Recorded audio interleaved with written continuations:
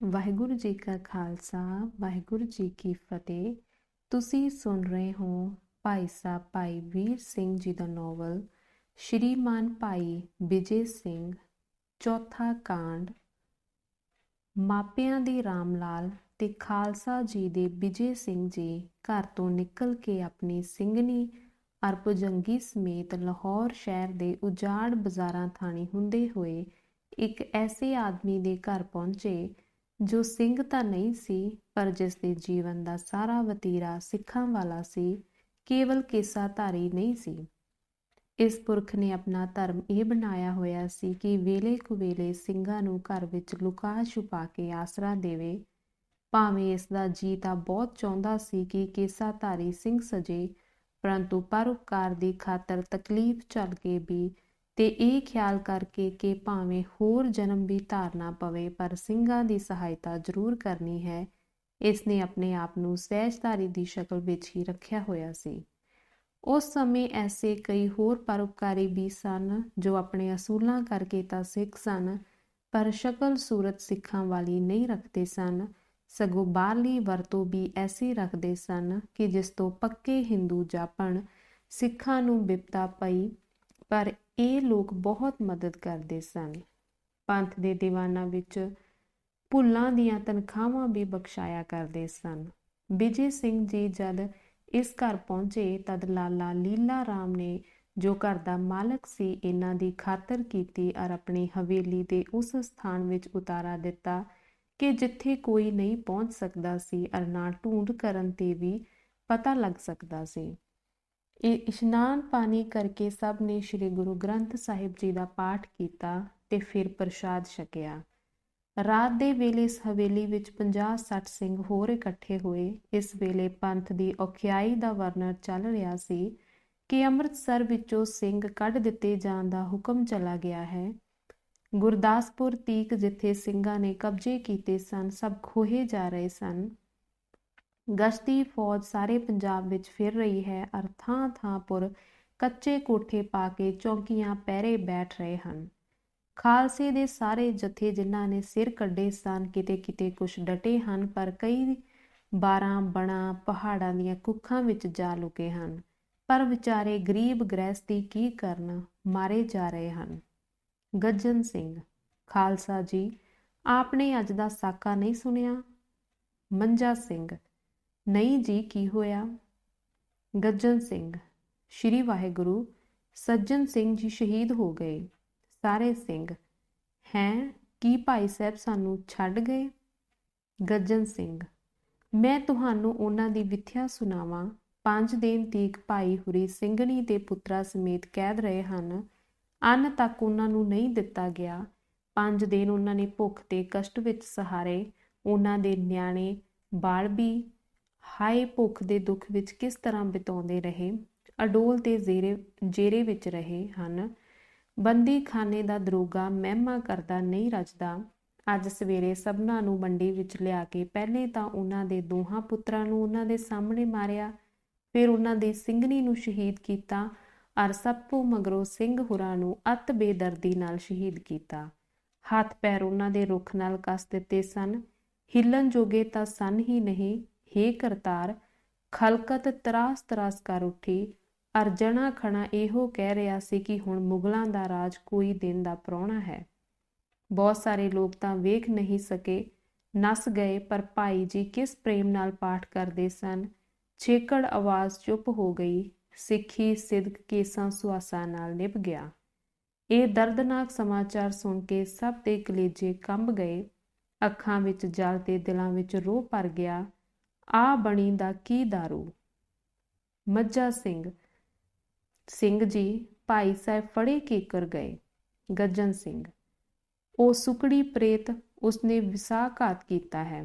ਵਿਜੇ ਸਿੰਘ: ਉਹ ਕੀ ਉਹ ਐਸਾ ਦੁਸ਼ਟ ਹੈ? ਮੈਨੂੰ ਸੰਸਾ ਤਾਂ ਫੁਰਿਆ ਕਰਦਾ ਸੀ ਕਿ ਇਹ ਕੋਈ ਸਾਫ਼ ਦਿਲ ਪੁਰਖ ਨਹੀਂ ਹੈ, ਪਰ ਅੱਜ ਪੂਰਾ ਪਤਾ ਲੱਗਾ। ਹੇ ਕਰਤਾਰ, ਕਿਹੇ ਜਿਹੇ ਬਘਿਆੜ ਗਊਆਂ ਦੀ ਸੂਰਤ ਵਿੱਚ ਫਿਰ ਰਹੇ ਹਨ। ਦਿੱਲੀ ਭੰਨ ਸਿੰਘ: ਖਾਲਸਾ ਜੀ, ਕੀ ਕਰੀਏ, ਗੁਰੂ ਦਾ ਭਾਣਾ ਹੀ ਐਸਾ ਹੈ। ਕਿਸੇ ਦਾ ਕਸੂਰ ਨਹੀਂ। ਮਹਾਰਾਜ ਨੂੰ ਇਹੋ ਮਨਜ਼ੂਰ ਹੈ ਕਿ ਮੇਰੇ ਪਿਆਰੇ ਸ਼ਹੀਦ ਹੋਣ। ਪਾਪ ਮੁਗਲਾਂ ਦੇ ਜਿੰਮੇ ਰਹੇ, ਉਹਨਾਂ ਦਾ ਬੇੜਾ ਗਰਕ ਹੋਵੇ, ਰਾਜ ਝੰਮਦੇ ਨਸ਼ਟ ਹੋਵੇ।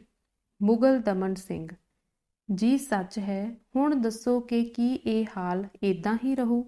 ਲਾਹੌਰ ਵਿੱਚ ਸਿੰਘ ਸ਼ਹੀਦ ਹੁੰਦੇ ਹਨ ਅਰ ਸਿੰਘਾਂ ਦੇ ਘਾਣ ਬੱਚੇ ਪੀੜੀਂਦੇ ਹਨ। ਖਾਲਸਾ ਤਾਂ ਬਣ ਵਿੱਚ ਲੁਕ ਰਿਹਾ ਹੈ ਤੇ ਇਹਨਾਂ ਪਿਛਲਿਆਂ ਦਾ ਕੀ ਹਾਲ? ਵਿਜੇ ਸਿੰਘ ਫੇਰ ਹੁਣ ਇਉਂ ਕਰੀਏ ਕਿ ਕੋਈ ਢੱਬ ਪੰਥ ਨੂੰ ਇਕੱਠੇ ਕਰਨ ਦਾ ਕੱਢੀਏ। ਠੱਕ ਠੱਕ ਠੱਕ ਠੱਕ। ਹੈਂ, ਇਹ ਕੀ ਹੋਇਆ? ਹਵੇਲੀ ਦੇ ਬੂਹੇ ਖੜਕੇ। ਪਲੋ ਪਲੀ ਵਿੱਚ ਲਾਲਾ ਲੀਲਾ ਰਾਮ ਦਮ ਚੜੇ ਹੋਏ ਆ ਪਹੁੰਚੇ ਤੇ ਬੋਲੇ, ਖਾਲਸਾ ਜੀ ਕੂਚ ਕਰੋ, ਅੱਜ ਮਾਰੇ ਗਏ। ਸਰਕਾਰੇ ਖਬਰ ਹੋ ਗਈ ਹੈ, ਪਿਆਦੇ ਸਵਾਰ ਬਾਹਰ ਆ ਰਹੇ ਹਨ। ਰਾਘੋ ਸਿੰਘ ਫੇਰ ਕੀ ਡਰ ਹੈ, ਹੁਣੇ ਜੰਗ ਕਰਦੇ ਹਾਂ। ਲਾਲਾ ਜੀ ਸੱਚ ਹੈ, ਪਰ ਇਸ ਠਾਹਰ ਨੂੰ ਬਣੀ ਰਹਿਣ ਦਿਓ, ਕਈ ਵੇਲੇ ਖਾਲਸਾ ਦੇ ਕੰਮ ਆਵੇਗੀ, ਨਹੀਂ ਤਾਂ ਤੁਸੀਂ ਲਾਹੌਰ ਵਿੱਚ ਆਸਰਾ ਗਵਾ ਬੈਠੋਗੇ। ਵਿਜੇ ਸਿੰਘ ਫੇਰ ਪਰਉਪਕਾਰੀ ਮਹਾਰਾਜ ਜੀ, ਕੋਈ ਪਿਛਵਾੜੇ ਦਾ ਰਾਹ ਦੱਸੋ, ਹਰਨ ਹੋ ਜਾਈਏ। ਲਾਲਾ ਜੀ ਇੱਕ ਗਹਿਰੀ ਸੋਚ ਅਰ ਧੀਰਜ ਨਾਲ ਪੌੜੀਆਂ ਦੀ ਬੁਖਾਰਚੀ ਵੱਲ ਗਏ। ਟੁੱਟਾ ਖੁੱਤਾ ਅਸਬਾਬ ਅਰ ਬੋਰੀਆਂ ਤੇ ਜੁੱਲੇ ਜੋ ਬੁਖਾਰਚੀ ਵਿੱਚ ਪਏ ਸਨ ਕੱਢੇ ਅਰ ਇੱਕ ਮਿੱਟੀ ਰੰਗੀ ਪੱਥਰ ਦੀ ਸਿਲ ਜੋ ਬੁਖਾਰਚੀ ਦੇ ਲੰਬਾ ਚੌੜਾ ਦੇ ਵਿੱਚ ਦੇ ਬਰਾਬਰ ਵਿਛੀ ਪਈ ਧਰਤੀ ਨਾਲ ਇੱਕ ਜਿੰਦ ਹੋਈ ਪਈ ਜਾਪਦੀ ਸੀ, ਘੱਟੇ ਨਾਲੋਂ ਸਾਫ਼ ਕੀਤੀ। ਕੰਧ ਦੇ ਵਿੱਚ ਇੱਕ ਨਿੱਕਾ ਜਿਹਾ ਛੇਕ ਸੀ। ਉਸ ਛੇਕ ਵਿੱਚ ਇੱਕ ਸੀਖ ਪਾ ਕੇ ਠੋਕੀ ਤਾਂ ਹੇਠਲੀ ਸਿਲ ਉੱਚੀ ਹੋ ਗਈ। ਦੋ ਸ਼ਰੀਰਾਂ ਨੇ ਹੱਥ ਪਾ ਕੇ ਸਿਲ ਚੁੱਕ ਲਈ।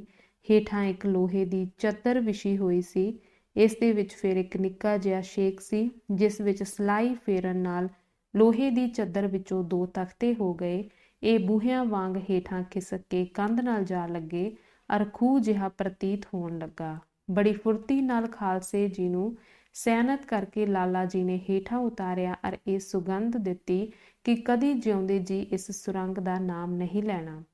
ਅਰ ਦੋ ਦੀਵੇ ਦੇ ਕੇ ਕਿਹਾ, ਸਿੱਧੇ ਤੁਰੀ ਜਾਇਓ, ਸੱਜੇ ਹੱਥ ਨਾ ਮੁੜਨਾ, ਉਧਰ ਕਿਲੇ ਵਾਲੇ ਪਾਸੇ ਨੂੰ ਰਸਤਾ ਹੈ ਅਰ ਬਾਹਰੋਂ ਬੰਦ ਕੀਤਾ ਹੋਇਆ ਹੈ, ਪਰ ਸਿੱਧੇ ਤੁਰੇ ਜਾਣਾ। ਕੁਝ ਵਾਟ ਲੰਘ ਕੇ ਇੱਕ ਪੱਥਰ ਆਵੇਗਾ, ਉਸ ਦੇ ਅੱਧ ਵਿੱਚ ਇੱਕ ਛੇਕ ਹੋਵੇਗਾ। ਸੀਖ ਪਾ ਕੇ ਦੱਬੋਗੇ ਤਾਂ ਉਹ ਕੰਧ ਵਿੱਚ ਸਰਕ ਜਾਵੇਗਾ ਅਰ ਕੱਚੀ ਮਿੱਟੀ ਦਾ ਢੇਰ ਦਿਸੇਗਾ।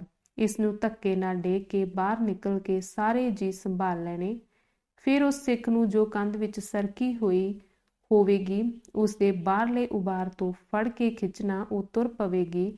ਜਦ ਕੰਧ ਨਾਲ ਮਿਲ ਕੇ ਇੱਕ ਪਟਕ ਦੀ ਆਵਾਜ਼ ਆਵੇ ਤਾਂ ਸਮਝਣਾ ਕਿ ਬੂਹਾ ਮੀਟਿਆ ਗਿਆ ਹੈ। ਫਿਰ ਮਿੱਟੀ ਨਾਲ ਸਿਲਾਂ ਨੂੰ ਕੱਜ ਕੇ ਜਿੱਧਰ ਰਾਹ ਮਿਲੇ ਪਧਾਰ ਜਾਣਾ। ਫਤਿਹ ਗਜਾ ਕੇ ਖਾਲਸਾ ਸੁਰੰਗ ਵਿੱਚ ਅਲੋਪ ਹੋ ਗਿਆ ਤੇ ਲਾਲਾ ਜੀ ਨੇ ਉਹਨਾਂ ਹਿਕਮਤਾਂ ਨਾਲ ਫਿਰ ਮੋਗਾ ਬੰਦ ਕੀਤਾ ਮਾਨੋ ਇੱਥੇ ਕੁਝ ਹੈ ਹੀ ਨਹੀਂ ਸੀ, ਅਰ ਮਹਿਲਾ ਕੁਚੈਲਾ ਅਸਬਾਬ ਉੱਥੇ ਸਿੱਟ ਕੇ ਆਪਣੇ ਕਮਰੇ ਵਿੱਚ ਅੰਦਰਲੇ ਰਸਤੇ ਜਾ ਕੇ ਲੇਟ ਗਏ। ਇਹ ਸਾਰਾ ਕੰਮ ਲਾਲਾ ਜੀ ਬੜੀ ਫੁਰਤੀ ਵਿੱਚ ਭੁਗਤਾ ਗਏ ਸਨ ਅਰ ਬਾਹਰਲੀ ਫੌਜ ਨੂੰ ਜੋ ਇਸ ਹਵੇਲੀ ਦੀ ਇੱਟ ਖੜਕਾਉਣ ਨੂੰ ਆਈ ਸੀ, ਸ਼ੱਕ ਫੁਰਨੇ ਦਾ ਸਮਾਂ ਵੀ ਨਾ ਲੱਭਾ ਕਿ ਅੰਦਰ ਇੰਨੇ ਚਿਰ ਵਿੱਚ ਕੀ ਸਿਤਮ ਹੋ ਗਿਆ ਹੈ। ਪਰ ਤਦ ਤੱਕ ਬਾਹਰਲਾ ਬੂਹਾ ਖੁੱਲ੍ਹ ਚੁੱਕਾ ਸੀ ਅਰ ਸਿਪਾਹੀ ਬਾਹਰਲੇ ਵਿਹੜੇ ਵਿੱਚ ਆ ਪਹੁੰਚੇ ਸਨ, ਕਿਉਂਕਿ ਲਾਲਾ ਜੀ ਦੇ ਇੱਕ ਨਵੇਂ ਨੌਕਰ ਨੇ ਜੋ ਇਸ ਦੁਸ਼ਟ ਮਨਸੂਬੇ ਵਿੱਚ ਮੁਖਬਰੀ ਦਾ ਇੱਕ ਚੱਲਦਾ ਪੁਰਜਾ ਅਰ ਇਸੇ ਕੰਮ ਲਈ ਨੌਕਰ ਰਖਾਇਆ ਗਿਆ ਸੀ, ਬੂਹਾ ਖੋਲ੍ਹ ਦਿੱਤਾ ਸੀ। ਪਰ ਲਾਲਾ ਜੀ ਵੀ ਇੱਕ ਭਾਰੇ ਅਕਲਏ ਤੇ ਜਾਣਕਾਰ ਸਨ। ਆਪ ਨੂੰ ਵੇਲੇ ਸਿਰ ਖਬਰ ਮਿਲ ਗਈ ਸੀ, ਪਰ ਪਹਿਲੀ ਆਵਾਜ਼ ਤੋਂ ਹੀ ਪਛਾਣ ਗਏ ਸਨ ਕਿ ਤੁਰਕਾਂ ਦੀ ਫੌਜ ਆ ਗਈ ਹੈ। ਇਸੇ ਲਈ ਤੁਰਤ ਫੁਰਤ ਬੰਨ ਨੂੰ ਬੰਨ ਲਿਆ। ਜੇ ਕਦੀ ਇੱਕ ਘੜੀ ਦੀ ਢਿੱਲ ਕਰਦੇ ਤਦ ਕੁਝ ਵੀ ਨਾ ਬਣਦਾ। ਹੁਣ ਲੀਲਾ ਰਾਮ ਦਾ ਨੌਕਰ ਜੋ ਬਾਹਰੋਂ ਸਿਪਾਹੀਆਂ ਦੇ ਨਾਲ ਆਇਆ ਸੀ ਤੇ ਦੋ ਸਿਪਾਹੀ ਲਾਲਾ ਜੀ ਦੇ ਸੌਣ ਦੇ ਕੋਠੇ ਦਾ ਬੂਹਾ ਭੰਨ ਰਹੇ ਸਨ ਅਰ ਟਾਰਾਂ ਮਾਰ ਰਹੇ ਸਨ। ਲਾਲਾ ਜੀ ਬੂਹਾ ਖੋਲੋ। ਇਸ ਵੇਲੇ ਲਾਲਾ ਜੀ ਦਾ ਇੱਕ ਸੱਚਾ ਸੇਵਕ ਸਿਪਾਹੀਆਂ ਨੂੰ ਕਹਿੰਦਾ ਸੁਣਾਈ ਦਿੰਦਾ ਸੀ ਕਿ ਲਾਲਾ ਜੀ ਦਾ ਚਿੱਤ ਕੁਝ ਸੁਖਾਲਾ ਨਹੀਂ ਹੈ ਤੇ ਇਸ ਵੇਲੇ ਜਰਾ ਅੱਖ ਲੱਗ ਗਈ ਹੋਣੀ ਹੈ। ਪਰ ਉਹਨਾਂ ਦੇ ਜ਼ੋਰ ਦੇਣ ਤੇ ਇਸਨੇ ਵੀ ਆਵਾਜ਼ਾਂ ਮਾਰੀਆਂ ਤਾਂ ਲਾਲਾ ਜੀ ਨੇ ਆਵਾਜ਼ ਦਿੱਤੀ ਅਰ ਬੂਹਾ ਖੋਲ੍ਹ ਕੇ ਅੱਖਾਂ ਮਲਦੇ ਮਲਦੇ ਅੱਧੀ ਧੋਤੀ ਤੇੜ ਤੇ ਅੱਧੀ ਸਿਰਪੁਰ ਕੀਤੇ ਬਾਹਰ ਨਿਕਲੇ। ਸਿਪਾਹੀਆਂ ਨੂੰ ਦੇਖ ਕੇ ਅਚਰਜਤਾ ਵਿੱਚ ਪੁੱਛਣ ਲੱਗੇ ਕਿ ਕੀ ਹੋਇਆ। ਇੱਕ ਸਿਪਾਹੀ ਨੇ ਕਹਿ ਸੁਣਾਇਆ ਕਿ ਆਪ ਦੇ ਘਰ ਬਹੁਤ ਸਾਰੇ ਸਿੱਖਾਂ ਦੇ ਲੁਕਣੇ ਦੀ ਸੂਹ ਪਾ ਕੇ ਇਹ ਯਲਗਾਰ ਆਈ ਹੈ, ਸੋ ਚਲੋ ਬਾਹਰਲੇ ਵਿਹੜੇ ਵਿੱਚ ਕੁਤਵਾਲ ਸਾਹਿਬ ਬੈਠੇ ਯਾਦ ਕਰਦੇ ਹਨ। ਲੀਲਾ, ਝੂਠ ਹੈ, ਝੂਠ, ਝੂਠ। ਮੈਂ ਤੇ ਮੇਰੇ ਘਰ ਸਿੱਖ ਹਨ, ਪਰ ਹੱਛਾ ਸੱਚ ਨੂੰ ਕਾਹਦਾ ਡਰ, ਮੈਂ ਕੱਪੜੇ ਪਾ ਲਵਾਂ। ਸਿਪਾਹੀ, ਨਹੀਂ, ਇਸੇ ਤਰ੍ਹਾਂ ਹੀ ਹੁਕਮ ਹੈ ਚੱਲਣੇ ਦਾ। ਲੀਲਾ, ਬਹੁਤ ਭਲਾ। ਅਰ ਚੁੱਪ ਕਰਕੇ ਉਸਦੇ ਨਾਲ ਹੋ ਟੁਰੇ। ਵਿਹੜੇ ਵਿੱਚ ਪਹੁੰਚੇ ਤੇ ਕੁਤਵਾਲ ਸਾਹਿਬ ਨੂੰ ਸਲਾਮ ਕਰਕੇ ਅਦਬ ਨਾਲ ਜਾ ਖੜੇ ਹੋਏ ਅਰ ਚਾਰ ਸੁਫੇਰੇ ਦੱਬੀ ਨਜ਼ਰ ਕਰਕੇ ਤਾੜ ਗਏ ਕਿ ਮੇਰੇ ਘਰ ਦੇ ਹਰ ਛੱਜੇ, ਹਰ ਅਟਾਰੀ, ਹਰ ਬੂਹੇ ਅੱਗੇ ਪਹਿਰਾ ਲੱਗ ਗਿਆ ਹੈ। ਕੁਤਵਾਲ ਸਾਹਿਬ ਵੀ ਪਛਾਣੇ, ਜੋ ਲੀਲਾ ਰਾਮ ਦੇ ਪਰਮ ਮਿੱਤਰ ਸਨ, ਪਰ ਇਸ ਵੇਲੇ ਢਾਹ ਲਾਉਣ ਵਾਲੇ ਦਰਿਆ ਦੀ ਤਰ੍ਹਾਂ ਇਉਂ ਕਰੜੇ ਤਿਉੜੀ ਅਤੇ ਵੱਟ ਮੱਥੇ ਤੇ ਪਾਏ ਹੋਏ ਸਨ ਕਿ ਮਾਨੋ ਸਾਰੀ ਹਵੇਲੀ ਨੂੰ ਨਿਗਲ ਜਾਣਗੇ। ਕੁਤਵਾਲ, ਆਪ ਮੇਰੇ ਮਿੱਤਰ ਹੋ, ਪਰ ਰਾਜਸੀ ਮਾਮਲੇ ਬੜੇ ਬੁਰੇ ਹਨ। ਹੁਣ ਮੈਂ ਸਖਤੀ ਕਰਨੇ ਲਈ ਪਰਵਸ ਹਾਂ। ਆਪ ਝੰਮਦੇ ਸਿੱਖਾਂ ਨੂੰ ਫੜਾ ਦਿਓ। ਲੀਲਾ, ਆਪ ਪਾਤਸ਼ਾਹ, ਮੈਂ ਪਰਜਾ ਹਾਂ, ਅਰ ਮੇਰਾ ਘਰ ਆਪ ਦੇ ਹਾਜ਼ਰ ਹੈ। ਪੱਤਾ ਪੱਤਾ ਢੂੰਡ ਲਵੋ, ਜੋ ਥਾਂ ਜੋ ਜਗ੍ਹਾ ਆਖੋਂ ਦਿਖਾ ਦਿੰਦਾ ਹਾਂ। ਜਿੱਥੇ ਸਿੱਖ ਮਿਲੇ ਫੜ ਲਵੋ। ਜੇ ਮੇਰੀ ਹਵੇਲੀ ਵਿੱਚੋਂ ਇੱਕ ਵੀ ਸਿੱਖ ਨਿਕਲ ਪਵੇ, ਤਦ ਮੇਰੇ ਨਾਲ ਜੋ ਚਾਹੇ ਕਰੋ, ਮੈਨੂੰ ਉਜ਼ਰ ਨਹੀਂ। ਮੈਂ ਤਾਂ ਆਪ ਦਾ ਦਾਸ ਹਾਂ, ਕਿਸੇ ਗੱਲ ਦਾ ਉਜ਼ਰ ਨਹੀਂ ਕਰ ਸਕਦਾ। ਕਿਸੇ ਦੁਸ਼ਟ ਨੇ ਮਾਲੂਮ ਹੁੰਦਾ ਹੈ ਕਿ ਮੈਨੂੰ ਦੁੱਖ ਦੇਣ ਲਈ ਇਹ ਖਬਰ ਦਿੱਤੀ ਹੈ, ਪਰ ਹੱਛਾ ਖੁਦਾਵੰਦ ਕਰੀਮ ਜਿਸਦੀ ਰੱਖੇ ਉਸਦੀ ਰਹੇ। ਕੁਤਵਾਲ, ਤਲਾਸ਼ੀ ਦੀ ਕੀ ਲੋੜ ਹੈ, ਆਪ ਹੀ ਕੱਢ ਦਿਓ। ਇਸ ਤਰ੍ਹਾਂ ਮੈਂ ਕੁਛ ਰਿਆਇਤ ਕਰ ਦੇਵਾਂਗਾ, ਤੇ ਦੂਜੀ ਤਰ੍ਹਾਂ ਨਿਕਲੇ ਤਾਂ ਫਿਰ ਰਹੀ ਹੋਣੀ ਔਖੀ ਹੈ। ਸਾਨੂੰ ਖਬਰ ਬੜੀ ਪੱਕੀ ਮਿਲੀ ਹੈ। ਲੀਲਾ, ਜੇ ਮੇਰੇ ਅੰਦਰ ਹੋਣ ਅਰ ਮੈਂ ਲੁਕਾਓ ਕਰਾਂ ਤਾਂ ਦੇਣਦਾਰ, ਪਰ ਜਦ ਹਨ ਹੀ ਨਹੀਂ ਤਾਂ ਕੀ ਕਰਾਂ। ਆਪ ਦੇਖ ਲਵੋ, ਬਿਨਾਂ ਦੇਖੇ ਤਸੱਲੀ ਨਹੀਂ ਆਉਣੀ। ਗੱਲ ਕੀ ਇਸ ਤਰ੍ਹਾਂ ਬਹਿਸ ਮਗਰੋਂ ਤਲਾਸ਼ੀ ਸ਼ੁਰੂ ਹੋਈ। ਘਰ ਦਾ ਪੱਤਾ ਪੱਤਾ ਡਿੱਠਾ ਗਿਆ। ਜਨਾਨੇ ਮਰਦਾਨੇ ਕਮਰੇ ਟੋਲੇ ਗਏ, ਭੌਰੇ ਤਹਿਖਾਨੇ ਸਰਦਖਾਨੇ ਸਭ ਤਲਾਸ਼ੇ ਗਏ, ਮੋਰੀਆਂ ਤੇ ਆਲੇ ਤੱਕ ਢੂੰਡੇ ਗਏ, ਪਰ ਸਿੱਖ ਦਾ ਮੁਸ਼ਕ ਵੀ ਨਾ ਲੱਭਾ। ਕੁਤਵਾਲ ਸਾਹਿਬ ਦੀ ਪੂਰੀ ਤਸੱਲੀ ਹੋ ਗਈ, ਪਰ ਐਸੇ ਅਮੀਰ ਘਰ ਵਿੱਚੋਂ ਖਾਲੀ ਹੱਥ ਕੌਣ ਜਾਵੇ। ਇੱਕ ਦਿੱਲੀ ਵੱਲ ਦੇ ਦਫੇਦਾਰ ਜੀ ਲੀਲਾ ਰਾਮ ਨੂੰ ਕਹਿਣ ਲੱਗੇ ਕਿ आपकी इज्जत खुदा ने बचाई है, पर कुछ नजराना सिपाहियों को इस रात के वक्त में तकलीफ करने का दे दो, तुमको फिर कभी तकलीफ ना होगी। छोटी मोटी बात रफा दफा हो जाया करेगी और अब पूरी सफाई सरकार में हो जाएगी। लीला ने सुनते सार ही एक तश्तरी मोहरां दी मंगवा के कोतवाल दे अगे रखी। कोतवाल साहब लाहौल लाहौल करन लग गए कि मैं और रिश्वत फिर आपसे, आप मेरे दिली दोस्त हैं। लीला, ਵੱਡੀ ਤਦ ਹੁੰਦੀ ਜੇ ਮੈਨੂੰ ਆਪ ਅਪਰਾਧੀ ਪਾ ਲੈਂਦੇ, ਤਾਂ ਇਹ ਕੇਵਲ ਆਪ ਦੇ ਸਿਪਾਹੀਆਂ ਦੇ ਦੁੱਧ ਪਾਣੀ ਲਈ ਹੈ। ਗੱਲ ਕੀ ਹਕੀਮਾਂ ਵਾਂਗ ਨਾ ਕਰਦੇ ਕੋਤਵਾਲ ਜੀ ਨੇ ਮੋਹਰਾ ਸਿਪਾਹੀਆਂ ਦੇ ਜਲ ਪਾਣੀ ਵਾਸਤੇ ਦਫੇਦਾਰ ਦੀ ਝੋਲੀ ਪਵਾਈਆਂ ਅਰ ਹਨੇਰੀ ਵਾਂਗ ਇੱਕ ਚਹਿਲ ਪਹਿਲ ਕਰਦੇ ਘਰ ਨੂੰ ਵੀਰਾਨੀ ਤੇ ਬੇਤਰਤੀਬੀ ਵਿੱਚ ਸਿੱਟ ਕੇ ਟੁਰਦੇ ਹੋਏ। ਸਰਕਾਰੇ ਇਤਲਾਹ ਕਰ ਦਿੱਤੀ ਗਈ ਕਿ ਲੀਲਾ ਰਾਮ ਦਾ ਘਰ ਸਾਫ਼ ਹੈ ਔਰ ਕੋਈ ਸ਼ੱਕ ਵਾਲੀ ਗੱਲ ਨਹੀਂ। ਮੁਖਬਰ ਨੇ ਝੂਠੀ ਖਬਰ ਦਿੱਤੀ ਹੈ। ਹੁਣ ਮੁਖਬਰ ਨੂੰ ਸਜ਼ਾ ਦੇਣ ਦੀ ਥਾਂ ਸਰਕਾਰੋਂ ਥੋੜਾ ਜਿਹਾ ਇਨਾਮ ਮਿਲਿਆ, ਇਸ ਕਰਕੇ ਕਿ ਮਤਾ ਅੱਗੋਂ ਨੂੰ ਖਬਰ ਦੇਣੋਂ ਹਟ ਨਾ ਜਾਵੇ।